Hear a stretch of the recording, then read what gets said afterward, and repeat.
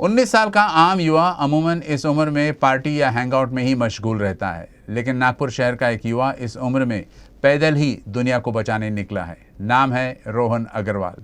रोहन ने global warming की शिकार इस कायनात को बचाने के लिए अब तक हजारों किलोमीटर की पैदल यात्रा की है। अपने इस सफ़र में रोहन पर्यावरण का संरक्षण और पेड़ों को बचाने का पैगाम देकर जन जागृति कर रहे हैं। खास बात यह है कि उनका ये सफ़र दुनिया के सबसे ठंडे इलाकों में से एक साइबेरिया में जाकर ख़त्म होगा। देखिए, हौसले के साथ दुनिया को बचाने का मकसद थामे रोहन अग्रवाल की कहानी हमारे इस विशेष रिपोर्ट में। दुनिया नापने और कायनात को बचाने की जिद पर अड़े रहने की ताज़ा मिसाल है रोहन अग्रवाल।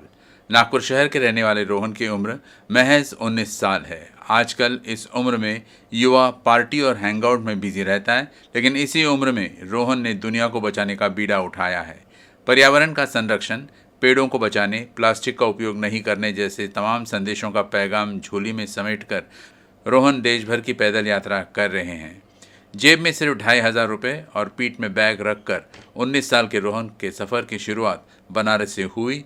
वे अब तक 15 राज्यों के 100 से ज़्यादा शहरों का सफ़र तय कर चुके हैं और लगभग 440 से ज़्यादा दिनों से वे यात्रा कर रहे हैं।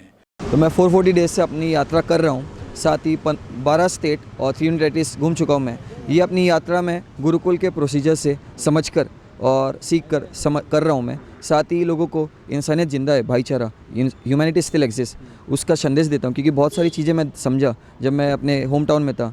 लोगों को लगता है कि एक दूसरे पर भरोसा नहीं करते हैं। लोग एक दूसरे को रिलीजन, कल्चर, लैंग्वेजेस इसके बेसिस पे जज करते हैं। इवन गिव एंड टेक के ऊपर भरोसा करते हैं कि अगर कोई आप देते हैं आपको चीज़, उस पर रिसीव करना भी कंपलसरी है। लेकिन ऐसा बिल्कुल नहीं है। अगर ऐसा रहता तो मैं अभी तक मेरी यात्रा जारी नहीं रहती, क्योंकि मेरे को अगर गिव एंड टेक रहता तो अभी तक मेरे से सब लोग कुछ लेते रहते। लेकिन ऐसा बिल्कुल नहीं है ना। साथ ही प्लास्टिक पोल्यूशन, उसका भी मैं संदेश देता हूँ लोगों को। प्लास्टिक पोल्यूशन के बारे में एजुकेट करता हूँ और बहुत सारे क्लीन अप्स जब भी मैं जाता हूँ इंडिया भर में वो ऑर्गेनाइज कराता हूँ।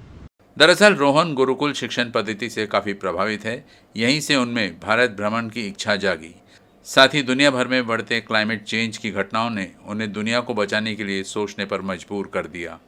रोहन के लिए ये सफ़र इतना भी आसान नहीं था। रास्ते में उनके सामने कई चुनौतियां आई, जिसे रोहन ने बखूबी पार किया। चुनौती तो बहुत सारी है, एक चुनौती नहीं है, लेकिन चुनौती अपने दिमाग में है। जैसे अगर अपन चुनौती को चुनौती के समान लेंगे तो परेशानी हरदम रहेंगी, क्योंकि चुनौती तो सबके साथ ही है। मतलब वो अगर अंबानी हो कि सबसे गरीब इंसान हो, सबके साथ चुनौती है। चुनौती अपने माइंड में है। अगर अपन चुनौती को एक फ्रूटफुल लर्निंग और एनरिचिंग लर्निंग के समान देखें तो हम कुछ ना कुछ सीखते रहेंगे। तो मैं वैसे ही देखता हूँ, क्योंकि जब मैं स्टार्ट किया था जर्नी तब मैंने सोचा था कि चुनौती तो आएंगी, लेकिन उसका जो वे है, जो रास्ता है, वो मेरे ऊपर है ना, कैसे फाइंड करूँ। तो वही है बस। रोहन बीकॉम तक पढ़े हैं और फिलहाल नागपुर में है। कुछ दिनों के आराम के बाद वे दिल्ली जाएंगे। वहां से दुनिया के सबसे ठंडे इलाकों में से एक साइबेरिया की पैदल यात्रा करने निकलेंगे। बहरहाल रोहन का सफ़र काफ़ी लंबा और चुनौतियों से भरा है, लेकिन उनकी दुनिया बचाने के मकसद के सामने काफ़ी बौना है।